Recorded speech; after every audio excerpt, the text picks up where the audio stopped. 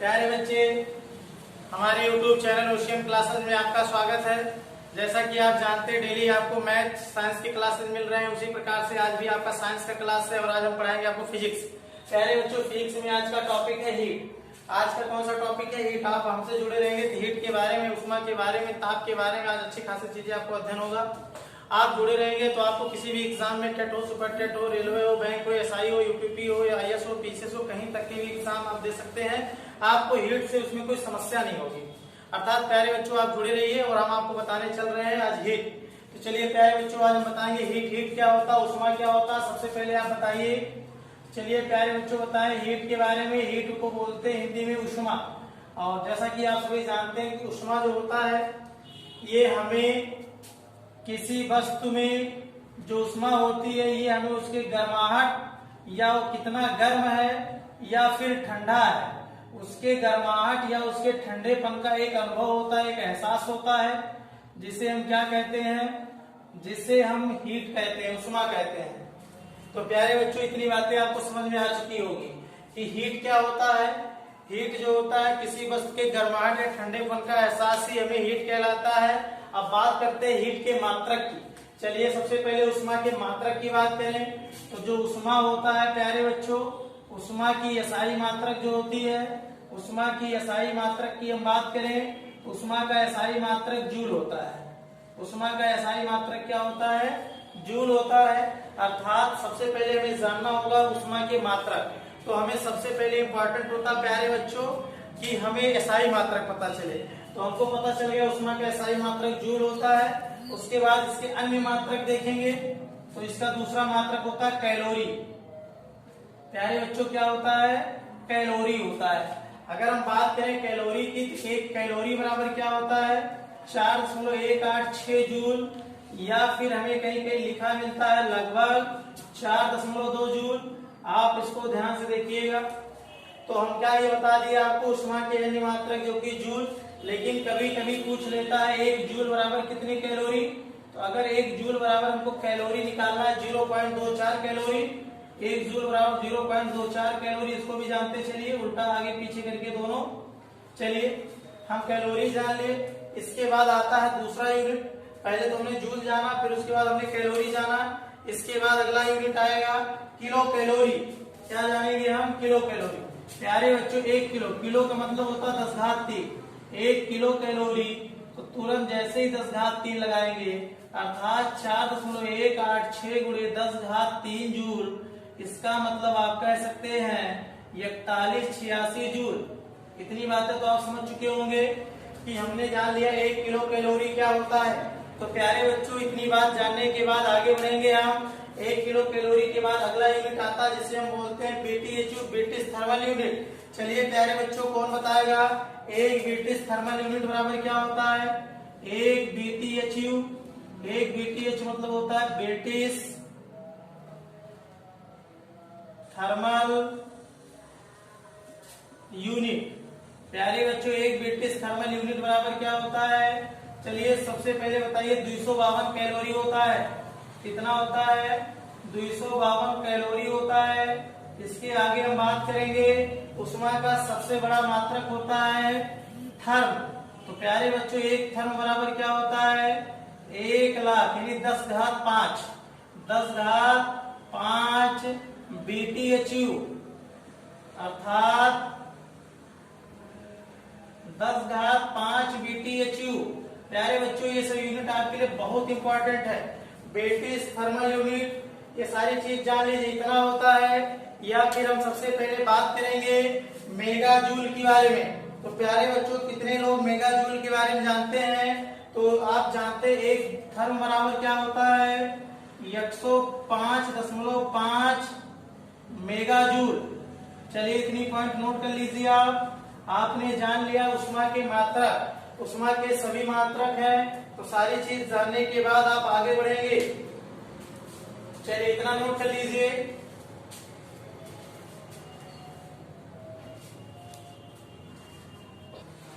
तो प्यारे बच्चों इतनी चीजें आपने सीख लिया होगा।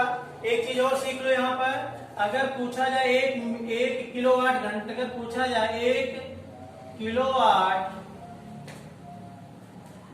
घंटा बराबर कितना होता है? तो 3.6 मेगा जूल होता है, मेगा जूल होता है। नोट कर लीजिए प्यारे बच्चों इतनी बातें। अब आगे हम बढ़ते हैं। सबसे पहले बताते हैं एक BTU या फिर एक कैलोरी हम कितने को कहते हैं। तो ध्यान से देखिए, थोड़ा स्पीड में आज बताते हैं क्योंकि बहुत लंबा टॉपिक है, बहुत अच्छा टॉपिक है, आपको कवर करने के लिए काफी टाइम लगेगा, तो लंबा क्लास होने वाला है, लेकिन आप लोग धैर्य बनाए रखिए। चलिए सबसे पहले प्यारे बच्चों बताते हैं एक कैलोरी हम कहते कितने को है, एक कैलोरी कहते कितने को है। चलिए, तो आपको एक कैलोरी जानना होगा तो सबसे पहले आपको क्या करना होगा, 1 ग्राम शुद्ध जल लेना होगा। 1 ग्राम शुद्ध जल का ताप 1 डिग्री सेंटीग्रेड बढ़ाने के लिए आवश्यक उष्मा की मात्रा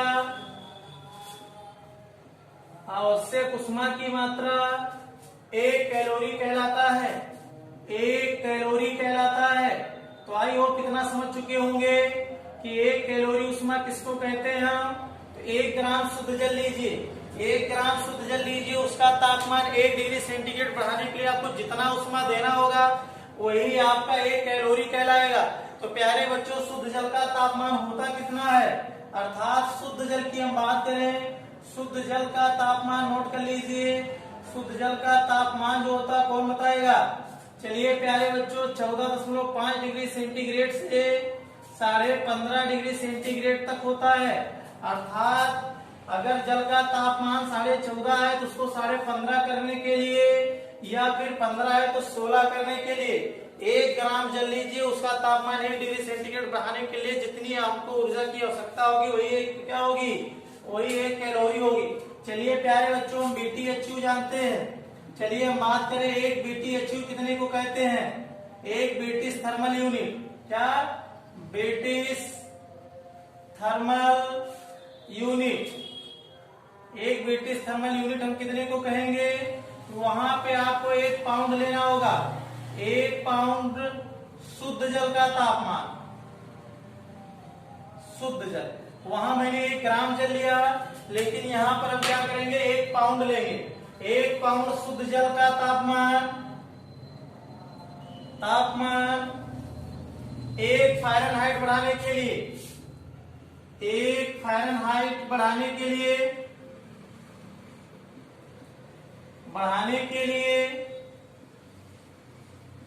आवश्यक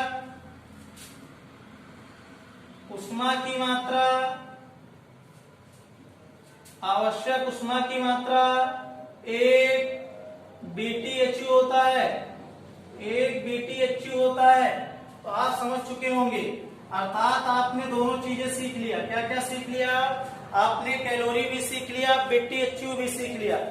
चलिए इतनी बातें अगर आपने समझ लिए हैं तो हम आगे बताते हैं उष्मा संचरण। उष्मा संचरण हम आपको बताएंगे, फिर उसके बाद आपको ताप के बारे में बताएंगे। चलिए प्यारे बच्चों, कितने लोग जानते हैं उष्मा संचरण। उष्मा संचरण का मतलब होता है उष्मा चलता कैसे है। तो प्यारे बच्चों, उष्मा संचरण की 3 विधियां हैं। कितनी विधियां हैं, उष्मा संचरण की 3 विधियां हैं। कई चीजों को आज हम बताने वाले हैं, काफी लंबा आपका टॉपिक होगा। तो चलिए प्यारे बच्चों, हम बताते हैं उष्मा संचरण। उष्मा संचरण, तो प्यारे बच्चों, उष्मा संचरण की 3 विधियां हैं। पहली विधि का नाम है, चलिए कौन बताएगा, पहली विधि, दूसरी विधि, तीसरी विधि, कौन बताएगा। सबसे पहला विधि होता है चालन, दूसरी विधि का नाम है संवहन, तीसरी विधि का नाम है विकिरण। इसको हम बोलते हैं कंडक्शन, कन्वेक्शन, रेडिएशन।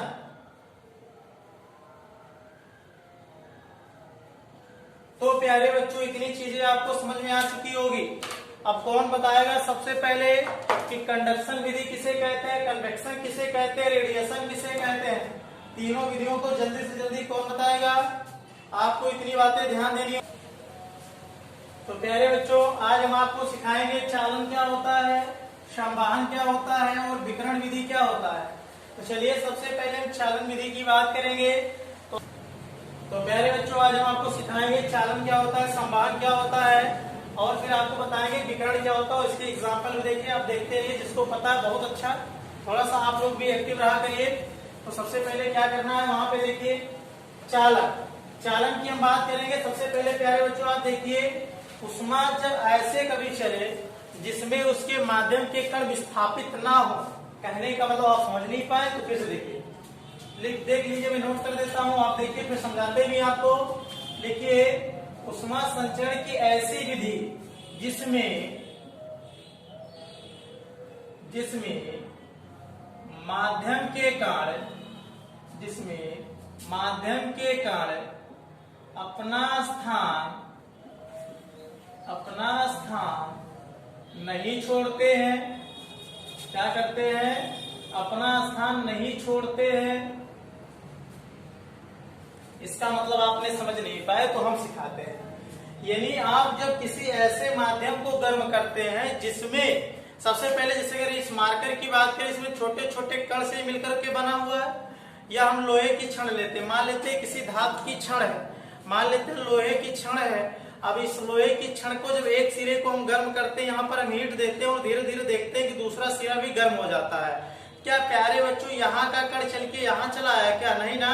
तो ऐसे कंडीशन में क्या हुआ कि जब मतलब कहने का इस लोहे की छड़ को हम जब गर्म किए, तो यहाँ पर जब मैंने हीट दिया कि उष्मा पा करके इसका कण इसके पड़ोसी को दिया, इसका पड़ोसी इसके पड़ोसी को दिया और उष्मा यहाँ तक पहुंच गया। इस प्रकार के जितने संचरण होते हैं सबको हम कहते हैं चालन विधि। कौन सी विधि कहते हैं? चालन विधि। जैसे एग्जाम्पल में इसमें आप लिखेंगे लोहे की छड़ का गर्म होना। किसका गर्म होना? लोहे की छड़ का गर्म होना, छड़ का गर्म होना। प्यारे बच्चों, इसको हम सिखा देते हैं। जैसे मान लेते हैं लोहे की छड़ है ये, और यहाँ पर इसमें तमाम कणों से मिलकर के ये लोहे की छड़ बना हुआ है। एक जगह हम यहाँ पर इसको हीट दे रहे हैं।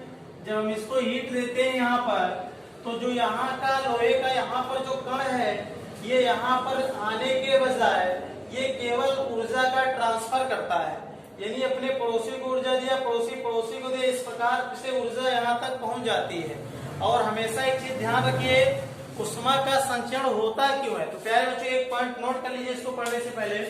उष्मा का संचरण तभी होता है जब कभी भी तापांतर हो, यानी यहाँ और यहाँ तापों का अंतर होगा, तभी इसमें उष्मा संचरण, यानी उष्मा बहेगा, अन्यथा बहेगा नहीं। तो इतनी बातें समझ में आ गई कि आपने देख लिया चालन क्यों होता है। तो आपने देखा जिसमें माध्यम के कण अपना स्थान नहीं छोड़ते, उस उष्मा संचरण की उस विधि को हम चालन विधि कहते हैं। जैसे लोहे की छड़ का गर्म होना, आप अच्छे से समझ लिए होंगे।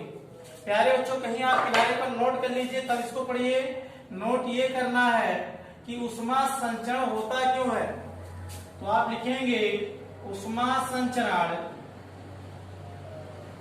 तापांतर के कारण संभव है। किसके कारण संभव है? तापांतर के कारण संभव है।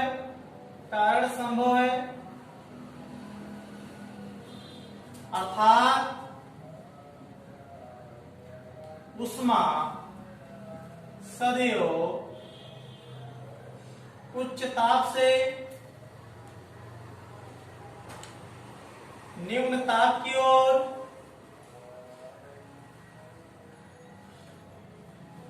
चलती है। अर्थात प्यारे बच्चों, आप जानते होंगे कि उष्मा जो होता है हमेशा ऊंचे ताप से नीचे ताप की ओर बहती है।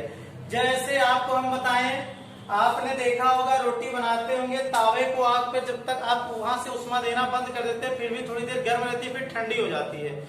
आप देखते हैं तावे को आप गैस से हटाने के बाद भी उसमें क्या होता है कि धीरे धीरे वो ठंडा होने लगता है। क्यों? क्योंकि जो तावा है उसका तापमान ज्यादा, वायुमंडल का तापमान कम है, तो तावे से वायुमंडल क्या करने लगता है? उष्मा लेने लगता है, और धीरे धीरे एक ऐसी समस्या, एक ऐसा काम बन जाता है, अर्थात एक ऐसी अवस्था क्रिएट हो जाती है जिसमें वायुमंडल और तावे दोनों का ताप बराबर हो जाता है। अर्थात ऊंचे ताप से नीचे ताप तक तब तक बहती है जब तक दोनों का ताप बराबर ना हो जाए, और ऐसी स्थिति को उसमें संतुलन की स्थिति कहा जाता है। तो प्यारे बच्चों, ऊष्मा सदैव उच्च ताप से निम्न ताप की ओर बहती है तब तक, जब तक, आप लिखेंगे तब तक जब तक दोनों का ताप बराबर ना हो जाए, बराबर ना हो जाए। ऐसी अवस्था को, जब बराबर हो जाए, ऐसी अवस्था को ऊष्मीय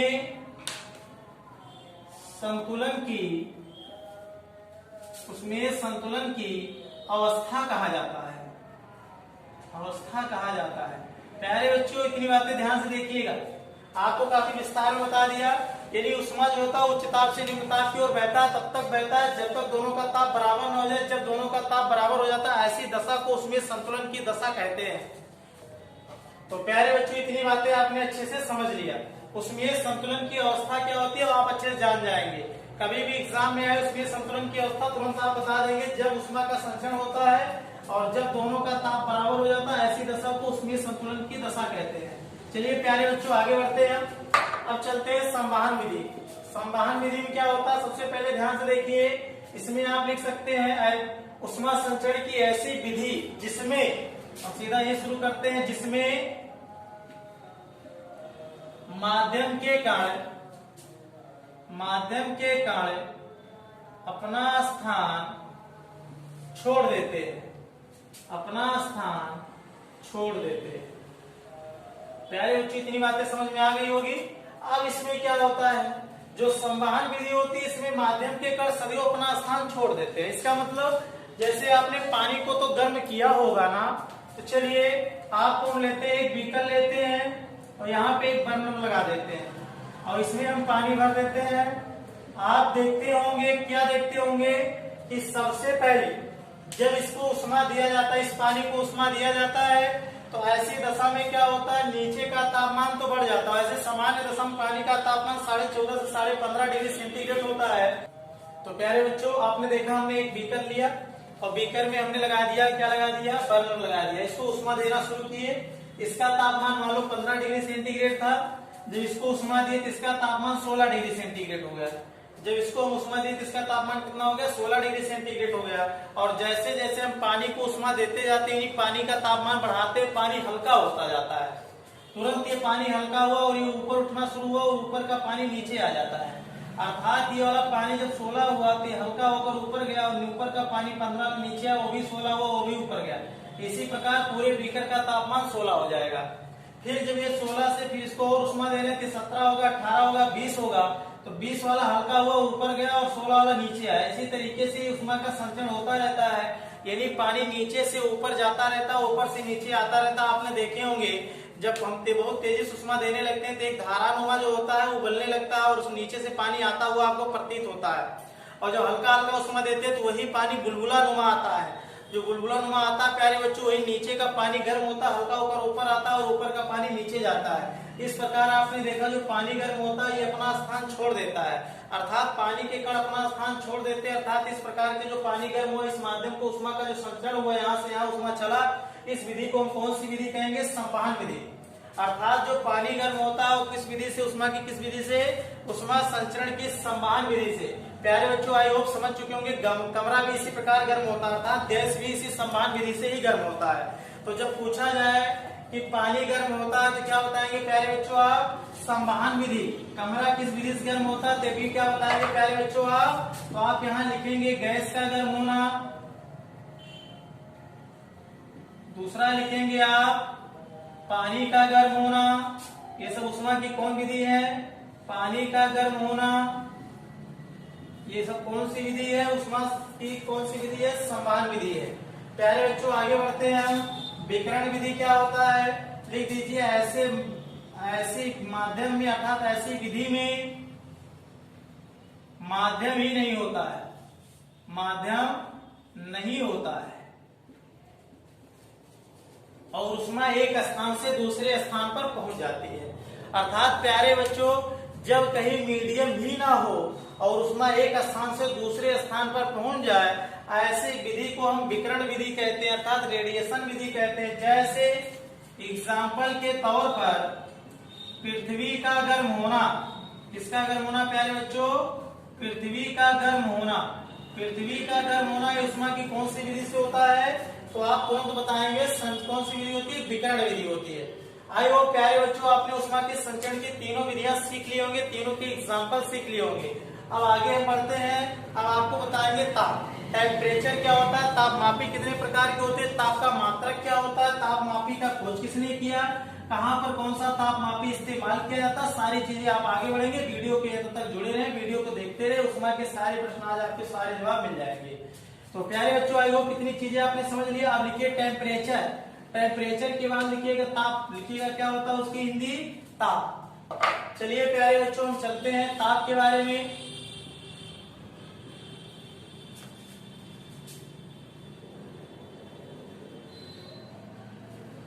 चलिए इतनी बातें आपने सीख लिया होगा, तो हम चलेंगे ताप को भी सीख लेंगे। बहुत जल्द आपको सिखा देंगे ताप।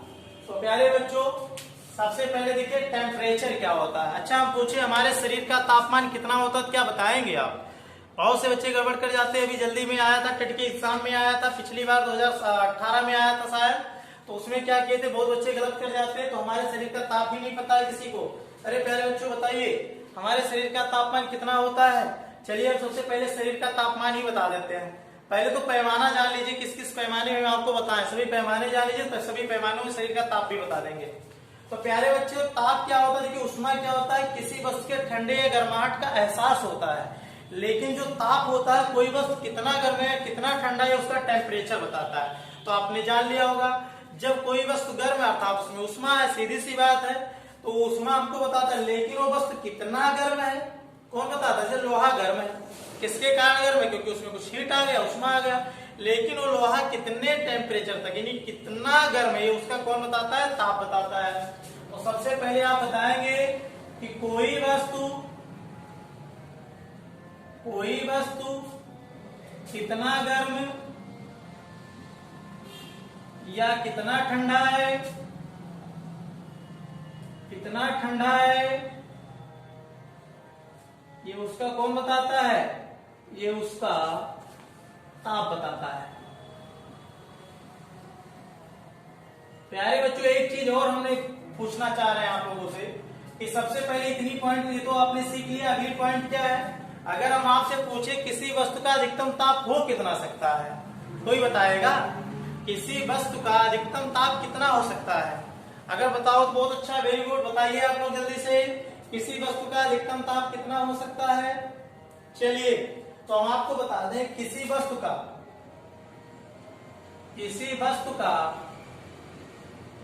अधिकतम ताप सबसे पहले जान लीजिए किसी वस्तु की अधिकतम ताप कितना हो सकता है इसका कोई पैमाना नहीं है। ये अभी आज तक ज्ञात नहीं है कि कोई वस्तु कितना ज्यादा गर्म हो सकता है, लेकिन कोई वस्तु कितना ठंडा हो सकता है अर्थात किसी वस्तु का न्यूनतम ताप कितना हो सकता है। तो अधिकतम का क्या हुआ? ये अभी तक ज्ञात नहीं है। लेकिन किसी वस्तु का न्यूनतम ताप कितना हो सकता है? किसी वस्तु का न्यूनतम ताप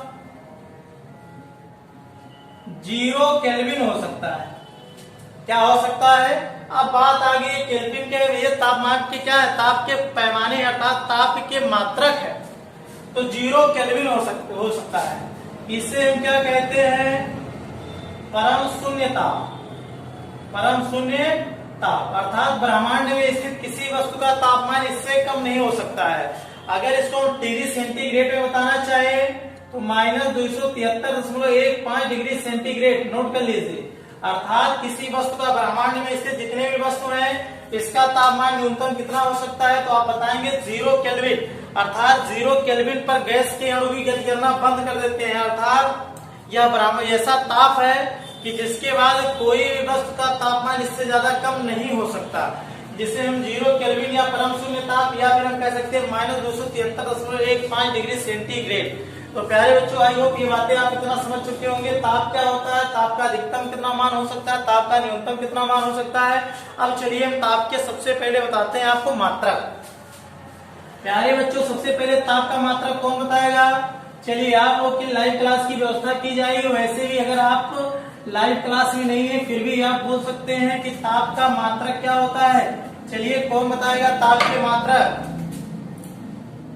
ताप के मात्रक, चलिए कौन बताएगा? सबसे पहले ताप का जो एसआई मात्रक होता है, सबसे पहले प्यारे बच्चों आपको एसआई मात्रक ही जानना होता है। ताप का एसआई मात्रक हमेशा जो होता है केल्विन होता है। और आप जानते हैं इसे निर्धारित कौन करता है? अंतरराष्ट्रीय मापतोल संस्था जो कि सेवरस में है। फ्रांस की राजधानी पेरिस के पास एक शहर है जिसका नाम है सेवरस।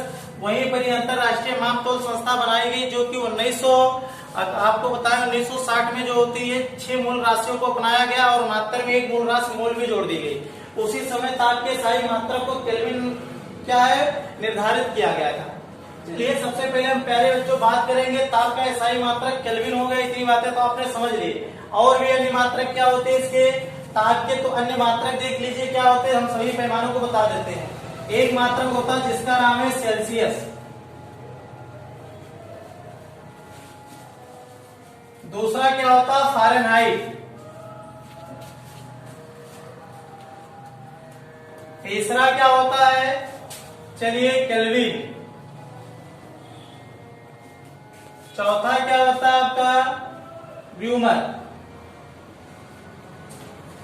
प्यारे बच्चों, इसका जो संकेत है ये है, इसका ये है, इसका ये है और इसका ये इसके संकेत हो गए। चलिए, इसके आगे हम बात करते हैं। इसके आगे हम आपको बताएंगे सबसे पहले सेल्सियस के बारे में। तो प्यारे बच्चों, सेल्सियस के बारे में जान लीजिए। इसकी खोज किसने किया था? डॉक्टर सेल्सियस ने ही किया था। किसने किया था? डॉक्टर सेल्सियस ने किया था। ये कहाँ के रहने वाले थे? तो सबसे पहले जान लीजिए स्वीडन के निवासी थे। कहाँ के निवासी थे? स्वीडन के निवासी थे। 1717 ईस्वी में इसकी खोज किए थे। 1717 ईस्वी में इसकी खोज किए हुए थे। अगर पूछा जाए इन्होंने जल का हिमांक कितना बताया था, क्वथनांक कितना बताया था, देख लीजिए प्यारे बच्चों। इन्होंने इसी प्रकार से तापमापी लिए। इसमें जो नीचे निर्धारित किए इसको 0 डिग्री सेंटीग्रेड बताए और इसका ऊपर का जो बताए 100 डिग्री सेंटीग्रेड बताए। तो इतनी बातें तो आपने भी सीख लिया होगा कि इसके नीचे जो बताया इन्होंने सेल्सियस पैमाने पे कैसे इन्होंने गणना करा। से देख लीजिए आप भी। इन्होंने जल लिया और जल का जो क्या बताया, जल जहां जम गया अर्थात जल का हिमांक लिया इन्होंने। यानी जल आपका जहां जम गया उसको इन्होंने कहा 0 डिग्री सेंटीग्रेड है और जल जहां उबल गया उसको इन्होंने कहा 100 डिग्री सेंटीग्रेड है। और इस पैमाने को यहाँ पे क्या बताया, जल का क्वथनांक।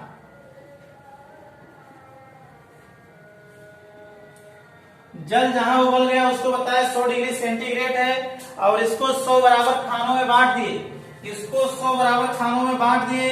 अगर पारा एक खाना ऊपर चढ़ा तो इन्होंने बता दिया तापमान 1 डिग्री सेंटीग्रेड बढ़ गया।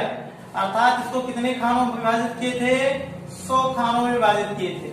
इतनी बातें तो आपने समझ लिया होगा। अगर पूछा जाए डिग्री सेंटीग्रेड में जल का हिमांक कितना होता तो आप 0 डिग्री सेंटीग्रेड बताएंगे। जल का क्वथनांक पूछा जाए 100 डिग्री सेंटीग्रेड बताए थे। सेल्सियस पैमाने की खोज किसने किया? डॉक्टर सेल्सियस ने 1717 ईस्वी में की। कहाँ के रहने वाले थे? स्वीडन के निवासी थे। कहाँ के निवासी थे? स्वीडन के निवासी थे। तो प्यारे बच्चों, इतनी बातें तो आपने सीख लिया होगा। अब चलिए हम चलते हैं फ़ारेनहाइट की बात। फ़ारेनहाइट की खोज डॉक्टर फ़ारेनहाइट ने ही किया था। किसने किया था? डॉक्टर फ़ारेनहाइट ने किया था। और इन्होंने कहाँ के रहने वाले थे? जर्मनी के रहने वाले थे। कहाँ के रहने वाले थे प्यारे बच्चों? जर्मनी के रहने वाले थे। कब किए थे? 1742 ईस्वी में। कब किए थे? 1742 में किए थे। इन्होंने क्या किया, एक कांच की जो पतली नली लिए और यहाँ पर 32 फ़ारेनहाइट लिख दिए और यहाँ पर 212 फ़ारेनहाइट लिख दिए। अर्थात इन्होंने बताया जहां पर जल जम जाए उसे हम क्या कहेंगे? 32 फ़ारेनहाइट। अर्थात फ़ारेनहाइट महोदय ने क्या बताया? जल का हिमांक 32 फ़ारेनहाइट होता है और क्वथनांक इन्होंने कितना बताया? 212 फ़ारेनहाइट होता है। और इसके बीच में इन्होंने 180 खाने बना दिए। प्यारे बच्चों कितना बना दिए? 180 खाने बना दिए। पारा एक खाना ऊपर चढ़ा तो आप उन्होंने बता दिया कि तापमान 1 फ़ारेनहाइट बढ़ गया। तो प्यारे बच्चों आई होप कितनी बातें आपने समझ लिया होगा कि फ़ारेनहाइट के पैमाने की खोज किसने किया? डॉक्टर फ़ारेनहाइट ने किया। जर्मनी के रहने वाले थे, 1742 ईस्वी में किए। और इन्होंने बताया अगर पूछा जाए फ़ारेनहाइट पैमाने में जल का हिमांक कितना होता, तो प्यारे बच्चों क्या बताओगे आप? जल का हिमांक कितना होता फ़ारेनहाइट पैमाने में? तुरंत आप बताओगे 32 फ़ारेनहाइट। जल का क्वथनांक कितना होता फ़ारेनहाइट पैमाने में? क्या बताओगे? 212 फ़ारेनहाइट। प्यारे बच्चे इतनी बातें तो आपने समझ ली। अब चलते हैं एसआई मात्रक के पास यानी केल्विन के पास। केल्विन की खोज लॉर्ड केल्विन ने किए थे 1852 ईस्वी में। इसकी खोज किसने किया था? लॉर्ड केल्विन ने किया था। कि लॉर्ड केल्विन कहाँ के रहने वाले थे? ब्रिटिश के रहने वाले थे। इन्हीं ब्रिटिश थे और इन्होंने 1852 ईस्वी में किए। कब किए? 1852 में किए। केल्विन महोदय ने क्या किया? जहां जल जम गया, प्यारे बच्चों क्या हुआ? जहां पर जल जम गया अर्थात जल का हिमांक 273 केल्विन बताए, जल का क्वथनांक 373 केल्विन बताए और इसको 100 बराबर खानों में बांट दिए अर्थात पारा एक खाना ऊपर चढ़ा। इन्होंने बता दिया कि तापमान 1 केल्विन बढ़ गया।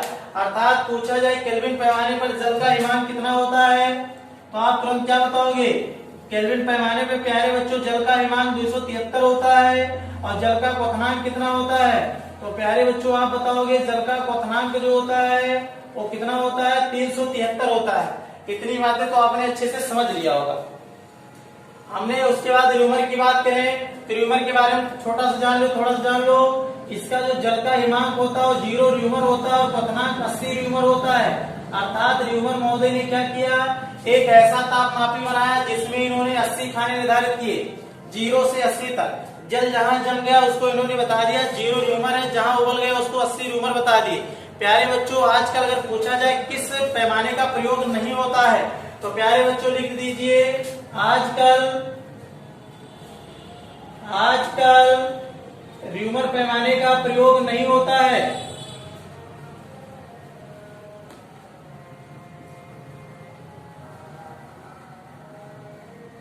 इतनी बातें नोट कर लीजिए आप। अगर पूछा जाए आजकल किस पैमाने का प्रयोग नहीं होता है तो आप क्या बताएंगे? र्यूमर पैमाने का प्रयोग नहीं होता।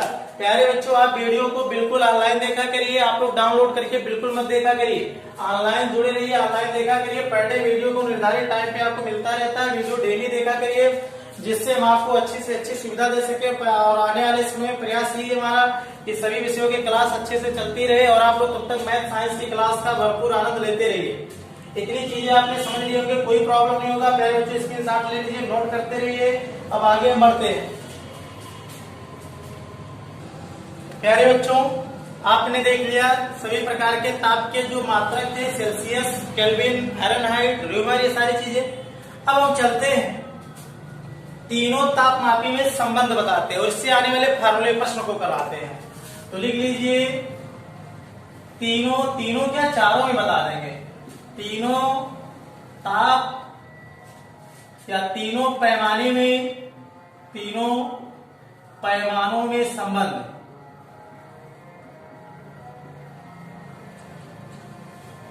इतनी बातें सीख लिया। तो सबसे पहले एक फार्मूला होता है, जिस फार्मूले को आपको जानना है उसको हम निकलवाना सिखा देंगे। ये साइड पे लिखते हैं। जो प्यारे बच्चों डिग्री सेंटीग्रेड था उसमें कितने खाने थे? कि वो 0 से शुरू था। कहां से शुरू था? 0 डिग्री सेंटीग्रेड से वो कहां तक गया था? 100 डिग्री सेंटीग्रेड। अर्थात इसमें खानों की संख्या कितनी थी? खानों की संख्या आप क्या बताएंगे? 100 थी। फ़ारेनहाइट में क्या था? ये 32 से शुरू था और कहां तक गया था? 212 तक। इसमें खानों की संख्या कितनी थी? 180 थी। आपका जो केल्विन था, केल्विन कहां से शुरू था? 273 से 373। इसमें खानों की संख्या कितनी थी? 100 थी। र्यूमर कहां से कहां तक शुरू था? 0 से 80। खानों की संख्या कितनी थी? 80 थी। बस अब आप फार्मूला बना ले जाएंगे। तो प्यारे बच्चों सी कहां से शुरू था? 0 से शुरू था, इसलिए सी को सी रहने देंगे। और कितने खाने थे टोटल? 100 खाने थे। खानों की संख्या नीचे भाग देते हैं। 0 से शुरू था, कहां तक गया था? 100 तक। कितने खाने थे? 100। चलिए जो फ़ारेनहाइट था वो कहां से शुरू था? 32 से। अगर उसको हमें 0 करना हो तो 32 घटाना पड़ेगा। 32 घटा दिए और खानों की संख्या कितनी थी? 180। प्यारे बच्चों, केल्विन की बात करें, केल्विन कहां से शुरू था? 273। 0 करने के लिए कितना घटाएंगे? 273। खानों की संख्या 100 थी। क्या र्यूमर को भी जोड़ दें? बिल्कुल, र्यूमर 0 शुरू था और नीचे क्या हो जाएगा? 80 खाने। आप सब एक दूसरे के बराबर कर दिया मैंने और 20 से काट दिया। 20 पंचे 100, 20 9 180, 20 पंचे 100, 20 चौक 80। आपने देख लिया एक फार्मूला क्रिएट हो गया। C/5 बराबर F माइनस 32/9 बराबर K माइनस 273/5 बराबर R/4। प्यारे बच्चों, इस फार्मूले से आप क्या समझते हैं? इस फार्मूले से आपको यही समझाने का प्रयास कर रहे हैं हम कि अगर डिग्री सेंटीग्रेड में ताप दिया है और आपसे केल्विन में पूछा जाए तो आप बिना किसी समस्या के लगा ले जाएं। जैसे कि प्यारे बच्चों बता दिया जाए मनुष्य का शरीर का तापमान कितना होता है, तो आप कहेंगे कितना बताएंगे? 36.9 डिग्री सेंटीग्रेड। कितना? 36.9 डिग्री सेंटीग्रेड या फिर 37 लगभग मान लिया जाता है। जब 37 मान लिया जाता है, अगर कोई आपसे कहे मनुष्य के शरीर का तापमान 36 डिग्री सेंटीग्रेड है, उसे फ़ारेनहाइट में चेंज करो, ये हम कैसे करेंगे? तो इसी फार्मूले की सहायता से। चलिए अब एक एक को बदलना सिखाते। जैसे कोई कहे 40 डिग्री सेंटीग्रेड बराबर कितने फ़ारेनहाइट, या 40 डिग्री सेंटीग्रेड बराबर कितने केल्विन, या 40 डिग्री सेंटीग्रेड बराबर कितने र्यूमर, ये सारी चीजें आपको बताना है। तो चलिए एक प्रश्न को हम करवाते हैं और सिखाते हैं, फिर आपको बताएंगे।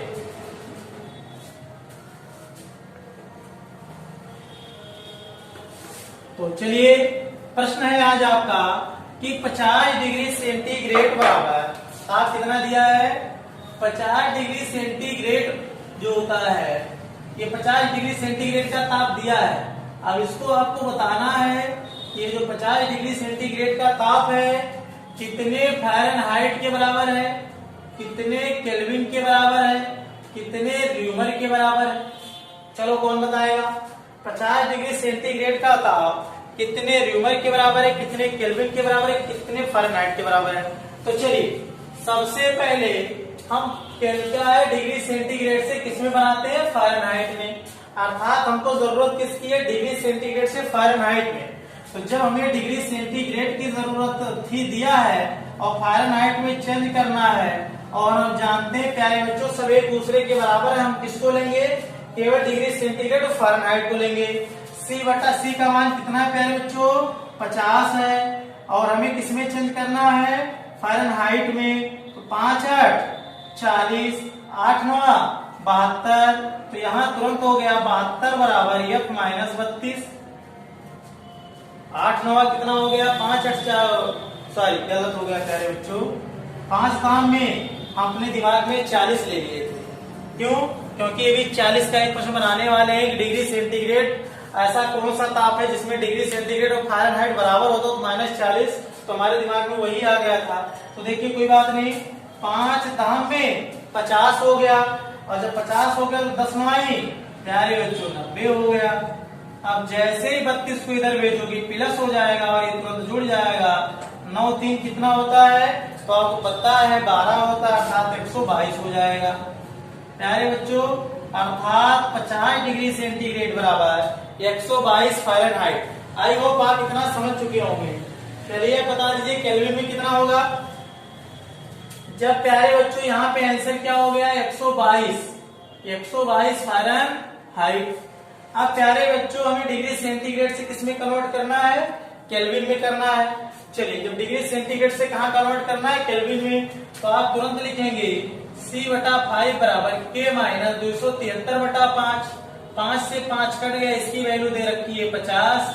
K माइनस 273, तो 273 को इधर ले आइए, यानी 50 प्लस 273, 3 0 0 हो गया, 7 5 12 हो गया, और 2 1 3 हो गया था 320 केल्विन। प्यारे बच्चों सॉरी क्या हो रहा अभी? कोई बात नहीं, कोई बात नहीं, देख लीजिए आप लोग अच्छे से, मिस्टेक हो जा रहा भाई। 3 हो गया, 7 5 12 हो गया, 2 1 3 हो गया, कोई बात नहीं, ध्यान दीजिएगा आप लोग इतना। तो ये आपका कितना केल्विन हो गया प्यारे बच्चों? 323। कितना केल्विन हो गया? 323 केल्विन हो गया। इतना तो आप समझ चुके होंगे, अर्थात आप बदलना आप सीख जाएंगे। प्यारे बच्चों र्यूमर में कितना होगा? तो र्यूमर में निकालने के लिए देख लीजिए, C/5 बराबर R/4। C का वैल्यू कितना दे रखा है? 50। 5 बराबर R/4। 5 धाम में 50, 10 चौक 40, अर्थात आप कितना बताएंगे? 40 र्यूमर। इतनी बातें तो आप समझ चुके होंगे, अब आपको कोई प्रॉब्लम नहीं होगा। आई होप आप इतना समझ चुके होंगे। प्यारे बच्चों कभी भी टेम्परेचर अगर बदलने को दिया जाए तो आप बदलने जाएंगे ना। तो चलिए हम एक प्रश्न और पूछते हैं, 40 डिग्री सेंटीग्रेड बराबर कितने फ़ारेनहाइट? चलिए लगाइए सब लोग, 40 डिग्री सेंटीग्रेड बराबर कितने फ़ारेनहाइट? लगा दीजिए, 40 डिग्री सेंटीग्रेड बराबर कितने फ़ारेनहाइट? कमेंट बॉक्स में जरूर टाइप करिएगा। चलिए हम आपको बताते हैं, 40 डिग्री सेंटीग्रेड बराबर कितने फ़ारेनहाइट? इसको लगाने के लिए वही C/5 बराबर F-32/9। C की वैल्यू कितनी हो गई? 40/5 बराबर F-32/9। 5 8 40, 8 9 72 बराबर F-32।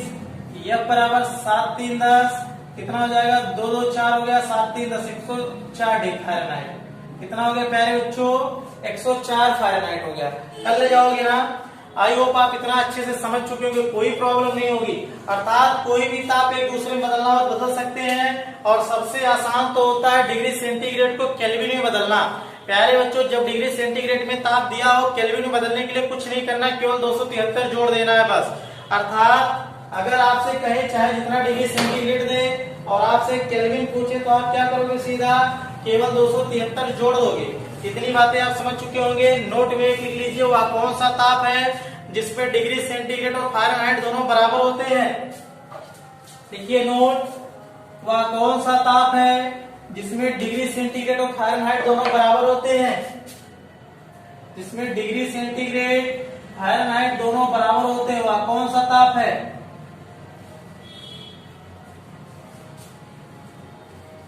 तो इसका जवाब मिलेगा प्यारे बच्चों -40 डिग्री सेंटीग्रेड। अर्थात -40 का अगर ताप हो, अगर -40 का ताप हो तो उस पर आप चाहे डिग्री सेंटीग्रेड लगाओ चाहे फ़ारेनहाइट यूनिट लगाओ, कोई दिक्कत नहीं। अर्थात -40 पे दोनों क्या होते हैं? बराबर होते हैं। कैसे? जैसे कहा जाए -40 डिग्री सेंटीग्रेड बराबर कितने फ़ारेनहाइट? देख लीजिए, C/5 बराबर F-32/9। C की वैल्यू -40/5 बराबर F-32/9। 5 8 40, 8 9 72, -72 बराबर F-32। F बराबर क्या हो जाएगा? -72 + 32, अर्थात F बराबर तुरंत आ जाएगा क्या? -40। अर्थात -40 डिग्री सेंटीग्रेड बराबर क्या है बच्चों? क्या हो गया? -40 फ़ारेनहाइट। इतनी बातें आपने समझ लिया। चलिए आगे का प्रश्न है, कुछ पॉइंट इसमें नोट करने वाली पॉइंट है। चलिए आगे पहले लिखिए तापमापी, तब नोट करवाते हैं। लिखिए तापमापी, थर्मोमीटर। तो प्यारे बच्चों आप कितने प्रकार के थर्मोमीटर के बारे में जानते हैं? कौन कौन बताएगा? थर्मोमीटर के बारे में हम बात करेंगे तो सबसे पहले आप जान लीजिए तापमापी। आज हम कई तापमापी के बारे में आपको बताएंगे, थर्मोमीटर के बारे में बताएंगे। प्यारे बच्चों कितने प्रकार के तापमापी को आप जानते हैं? एक एक तापमापी का हम विस्तार से वर्णन भी करेंगे। सबसे पहले प्यारे बच्चों हम आपको बताएंगे द्रव तापमापी। कौन सा तापमापी? द्रव तापमापी, जिसे हम लिक्विड थर्मोमीटर बोलते हैं। कौन सा? लिक्विड थर्मोमीटर बोलते हैं। दूसरा आपका है गैस तापमापी। कौन सा? गैस थर्मोमीटर, गैस तापमापी। तीसरा आपका है प्लेटिनम प्रतिरोध तापमापी, प्लेटिनम प्रतिरोध तापमापी। अगला है ताप युग्म तापमापी, ताप युग्म तापमापी। प्यारे बच्चों अगला है ताप युग्म के बाद विकर्ण तापमापी। प्यारे बच्चों एक एक को हमको अच्छे से पढ़ना है। अर्थात आपने जान लिया liquid thermometer, gas thermometer, platinum resistance thermometer, और हो जाएगा थर्मोकपल थर्मोमीटर और रेडिएशन थर्मोमीटर। कितनी सारी चीजें आप जान जाएंगे। ये आपका होता है थर्मोकपल थर्मोमीटर, ये होता है प्लेटिनम रेजिस्टेंस थर्मोमीटर, ये होता है रेडिएशन थर्मोमीटर। इतना तो आप जानते होंगे सब लोग। अगर नहीं पता तो इस चारों पांचों प्रकार के थर्मोमीटर के बारे में आपको विस्तार से अध्ययन करते हैं। तो सारे प्यारे बच्चों सबसे पहले आप लिखिएगा लिक्विड थर्मोमीटर। आज का प्रश्न है, आज का टाइप सबसे पहले आज हम आपको बताएंगे। आज आपको सबसे पहला थर्मोमीटर जिसका नाम है लिक्विड थर्मोमीटर, जो कि सबसे ज्यादा प्रयोग में यही आता है। चलिए लिक्विड थर्मोमीटर के बारे में जितने लोग जानते हैं ठीक है। तो आज का प्रश्न है कि लिक्विड थर्मोमीटर में भरा क्या जाता है। प्यारे बच्चों अगर हम बात करें द्रव तापमापी में भरा क्या जाता है। द्रव तापमापी लिक्विड थर्मोमीटर में क्या भरा जाता है। तो प्यारे बच्चों या तो पारा भरा जाएगा Hg मरकरी, या फिर C2H5OH जिसे हम एल्कोहल बोलते हैं, जिसे हम क्या बोलते हैं एल्कोहल। तो प्यारे बच्चों द्रव तापमापी में या तो पारा भरा जाएगा या फिर क्या भरा जाएगा एल्कोहल भरा जाएगा। पारा को पारद भी बोलते हैं। तो प्यारे बच्चों पूछा जाए पारा कहाँ भरा जाता है, तो पारा भरा जाता है जहां तापमान कितना हो -39 डिग्री सेंटीग्रेड से +357 डिग्री सेंटीग्रेड। कहाँ कितना हो -39 डिग्री सेंटीग्रेड से 357 डिग्री सेंटीग्रेड का ताप मापना हो, वह उस तापमापी में हम क्या भरते हैं पारा भरते हैं। अर्थात पारा का परास कितना होता है, पारा का परास यानी पारा ऐसे लिखो -39 पे जम जाएगा +357 पर उबल जाएगा। तो प्यारे बच्चों जब पारा उबल जाएगा तब भी नहीं बता पाएगा, जब भी जाएगा तब भी कोई विक्षोभ नहीं होगा। अर्थात द्रव तापमापी में पारा का प्रयोग हम वहां करते हैं जहां का तापमान -39 से 357 के बीच रहे। अर्थात सबसे सही ताप ये जो बताता है, अर्थात -30 से 350 +350 डिग्री सेंटीग्रेड। अगर यहाँ तक का ताप मापना है तो ऐसे ताप में हम पारा का प्रयोग करते हैं। इतनी बातें तो आप समझ चुके होंगे। प्यारे बच्चों अगला प्रश्न बनता है ठंडे प्रदेशों में किसका प्रयोग करते हैं, एल्कोहल का। एल्कोहल का प्रयोग क्यों करते हैं, क्योंकि जहाँ का तापमान -39 डिग्री सेंटीग्रेड से -115 डिग्री सेंटीग्रेड हो। अर्थात हम जानते हैं एल्कोहल का प्रयोग कहाँ करेंगे -39 से -115 पर। यहीं तक क्यों करते हैं, क्योंकि इतने ताप पर आने पर एल्कोहल क्या होता है जम जाता है। एल्कोहल प्यारे बच्चों क्या होता है जम जाता है। इतनी बातें तो आपने अच्छे से समझ लिया। अब आपसे पूछा जाएगा ठंडे प्रदेशों में तापमापी में किसका प्रयोग करते हैं। तो प्यारे बच्चों ठंडे प्रदेशों में द्रव तापमापी का प्रयोग करते हैं, उसमें एल्कोहल भरते हैं क्योंकि पारा जम जाता है। इतनी बातें तो आई होप आप अच्छे से समझ लिए होंगे। अगला प्रश्न है प्यारे बच्चों कि एक आपका होता है डॉक्टर थर्मोमीटर। कौन सा थर्मोमीटर, डॉक्टर तापमापी। तो प्यारे बच्चों डॉक्टर तापमापी में किसका प्रयोग करते हैं, देख लीजिए डॉक्टर तापमापी का प्रयोग हम क्यों करते हैं ये भी आप जानते होंगे, क्योंकि शरीर का ताप मापने के लिए। तो जो डॉक्टर तापमापी होता है हमारे शरीर का तापमान 36.9 डिग्री सेंटीग्रेड होता है। अर्थात हमारे शरीर का तापमान जो होता है उसमें द्रव तापमापी काम करेगा और जिसमें पारा भी काम करेगी, इसलिए हम पारा भरते हैं। इसमें क्या भरा जाता है, पारा भरा जाता है। और सबसे पहले ध्यान दीजिए इसका प्रास जो होता है, इसका रेंज जो होता है, एक तरफ डिग्री सेंटीग्रेड होता है, एक तरफ फ़ारेनहाइट होता है। 35 डिग्री सेंटीग्रेड से 43 डिग्री सेंटीग्रेड। कहाँ कैसे होता है इसका प्रास, 35 डिग्री सेंटीग्रेड से 43 डिग्री सेंटीग्रेड। पारा एक खाना ऊपर चढ़ता, मान लेते 1 डिग्री सेंटीग्रेड तापमान बढ़ गया है। और इसका जो नीचे का प्रास क्या होता है, फ़ारेनहाइट में प्रास होता है। ये 95 फ़ारेनहाइट से 110 फ़ारेनहाइट तक होता है। अर्थात अगर इस खाने की बात करें तो एक खाना अगर पारा ऊपर चढ़ता तो मान के चलते हैं कि क्या होता है, आपका जो तापमान है 1 फ़ारेनहाइट बढ़ चुका है। तो प्यारे बच्चों, डॉक्टर तापमापी की आपने देख लिया परास माइल का होता है 95 फ़ारेनहाइट से 110 फ़ारेनहाइट होता है, चाहे 35 डिग्री सेंटीग्रेड से 43 डिग्री सेंटीग्रेड होता है। आई होप प्यारे बच्चों इतनी चीजें आपने समझ लिया होगा। तो आप जानेंगे ठंडे प्रदेशों में किसका प्रयोग करेंगे, तो आप क्या बताओगे, आप कहोगे लिक्विड थर्मोमीटर का प्रयोग करेंगे, और जिसमें हम क्या भरेंगे, अल्कोहल भरेंगे। इतनी बातें तो आपने अच्छे समझ लिया होगा। ध्रुव तापमापी आपका फिनिश हो गया। पूछा जाएगा पारे का परास, तो आप बता रहा -39 से +357 होता है। तो प्यारे बच्चों इतनी बातें आपको समझ में आ चुकी होगी। अब हम आगे बढ़ते हैं। प्यारे बच्चों हम आगे गैस थर्मोमीटर पर। किस पर आ गए हम, गैस थर्मोमीटर पे आ गए। तो सबसे पहले जानिएगा गैस थर्मोमीटर में क्या किसका प्रयोग करते हैं। तो प्यारे बच्चों जो गैस थर्मोमीटर होता है उसमें हम या तो हाइड्रोजन का प्रयोग करते हैं या फिर हम किसका प्रयोग करते हैं, नाइट्रोजन का। या तो हम हाइड्रोजन का प्रयोग करेंगे या फिर किसका प्रयोग करेंगे, नाइट्रोजन का। इतनी बातें आपने अच्छे से सीख लिया, हाइड्रोजन का या फिर नाइट्रोजन का प्रयोग करेंगे। और हाइड्रोजन का प्रयोग कहाँ करेंगे, ये सब उच्च तापमापी में आते हैं।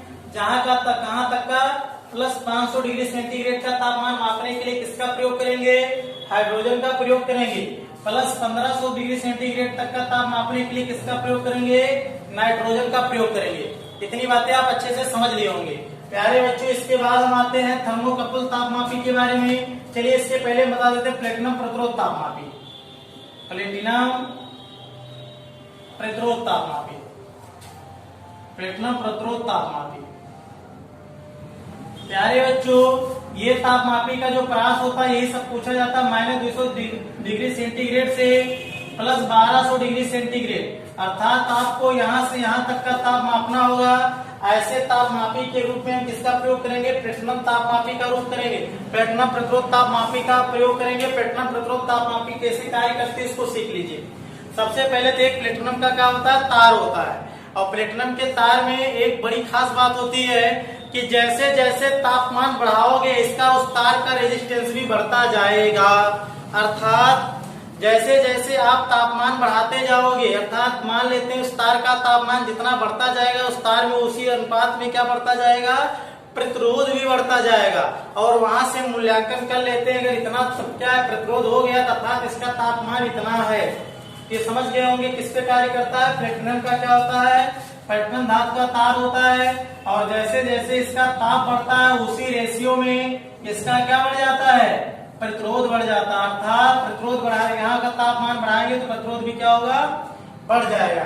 ये कौन तापमापी हो गया प्यारे बच्चों, प्लेटिनम प्रतिरोध तापमापी हो गया। चलिए आगे चलते हैं थर्मोकपल तापमापी।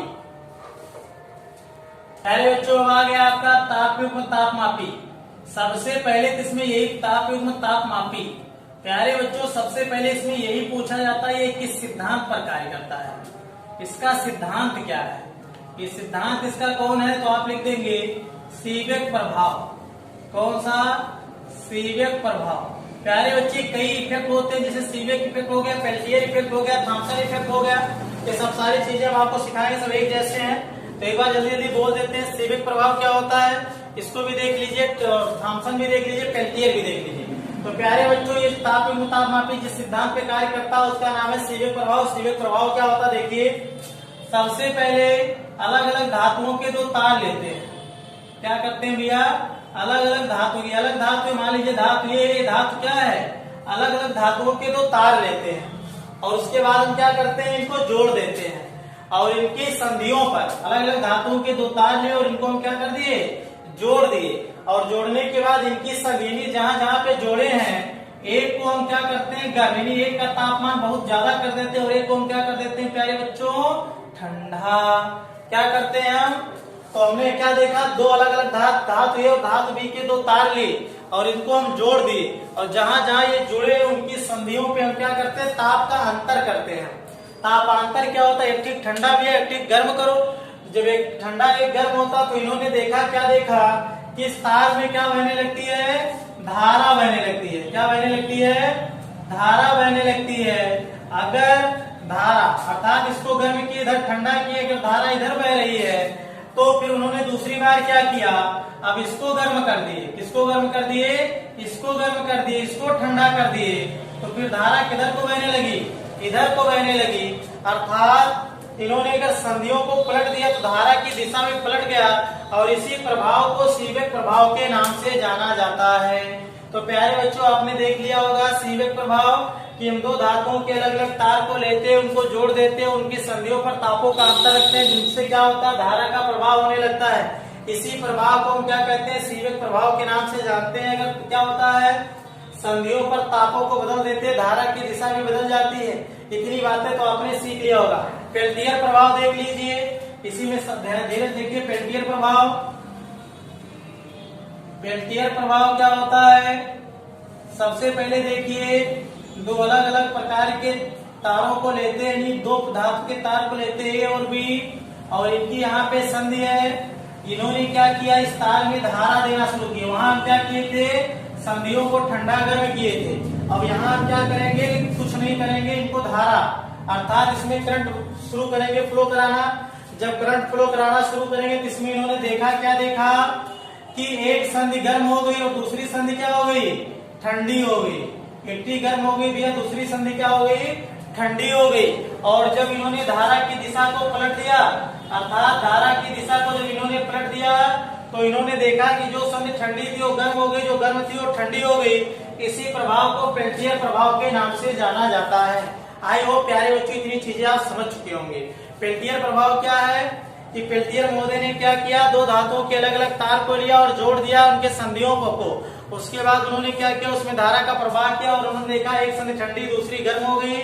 और सीवेक प्रभाव में क्या हुआ कि जब इसको जोड़ने के बाद एक संधि को ठंडा एक को गर्म रखा गया तो इसमें धारा बहने लगी। इस प्रकार से आप सीवेक प्रभाव और पेल्टियर प्रभाव को आसानी से सीख गए।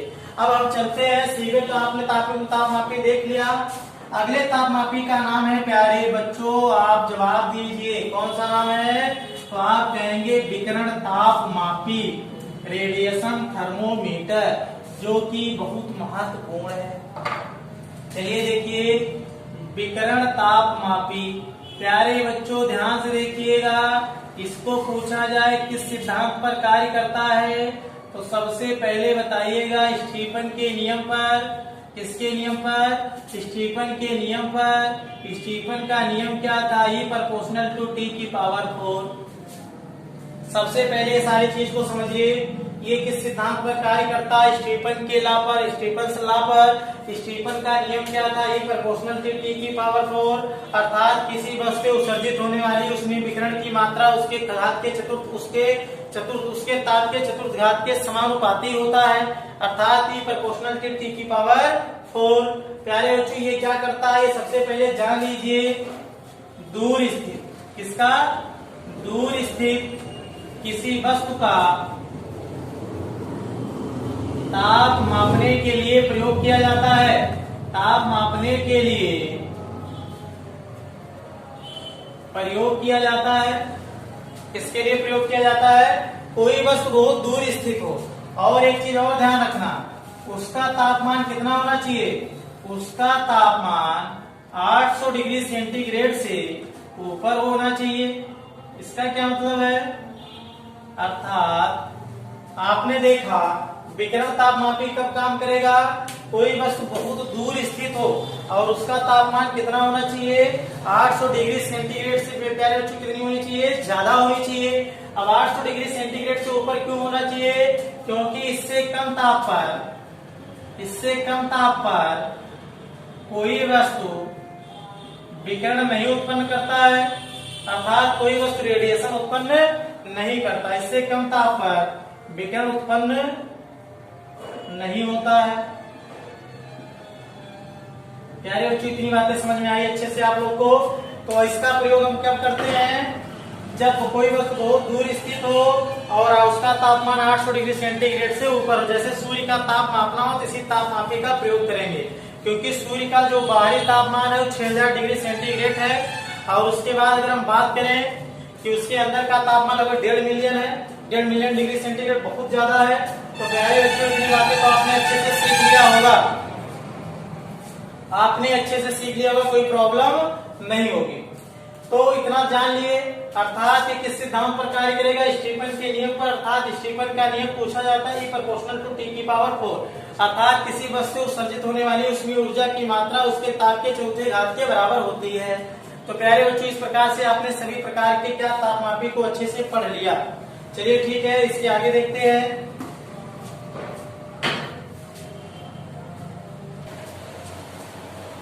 प्यारे बच्चों ध्यान दीजिएगा, 2-4 प्रश्नों को अच्छे से देखिएगा।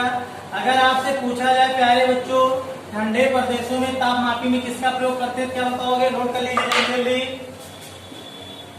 ठंडे प्रदेशों में तापमापी में किसका प्रयोग करेंगे? किसका प्रयोग करेंगे? तुरंत आप बताओगे अल्कोहल का। किसका प्रयोग बताओगे? अल्कोहल का। प्यारे बच्चों, निम्न ताप मापने की घटना क्या कहलाती है? निम्न ताप मापने की घटना क्या कहलाती है? निम्न ताप मापने की घटना तो आप लिखोगे तुरंत क्रायोजेनिक्स कहलाते हैं। क्रायोजेनिक्स प्यारे बच्चों एक विज्ञान है जिसको हम क्या कहते हैं? निम्न ताप मापकी के नाम से जाना जाता है। क्रायोजेनिक्स क्या होता है? क्रायोजेनिक्स ये एक क्या है? विज्ञान है जिसमें हम निम्न ताप मापने की क्या करते हैं? घटना का अध्ययन करते हैं। किसी तारे या किसी नक्षत्र का रंग किस पर निर्भर करता है? किसी तारे या नक्षत्र का रंग किस पर निर्भर करता है?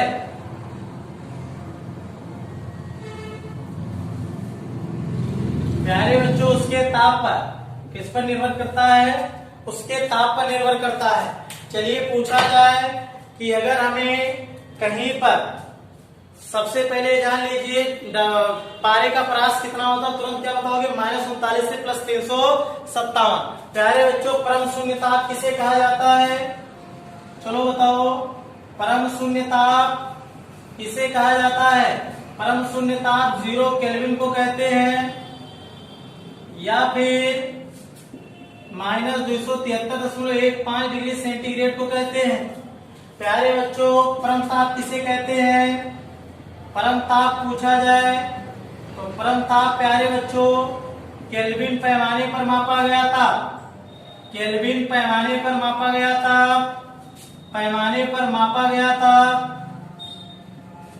क्या कहलाता है? मापा गया ताप परम ताप कहलाता है।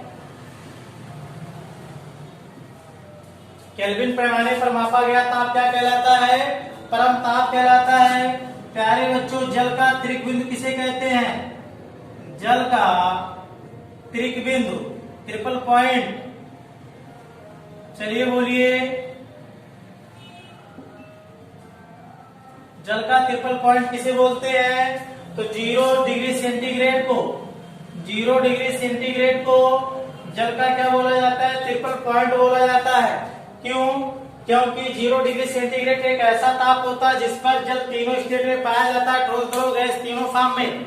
इसीलिए जल का त्रिक बिंदु किसे कहते हैं? 0 डिग्री सेंटीग्रेड कहते हैं। प्यारे बच्चों, आगे आपको मिलेंगे अच्छे प्रश्नों के साथ, उसमें प्रसार के साथ। फिर हम आपको बताएंगे जल का हिमांक, जल का क्वथनांक कितने ताप पर सबसे ज्यादा होता है, जल का घनत्व सबसे ज्यादा कब होता है, फिर इसके अंदर का तापमान कितना होता है। ये सारी चीजों को कल हम पढ़ेंगे अगले वीडियोज में। चलिए आज के लिए धन्यवाद। जय हिंद।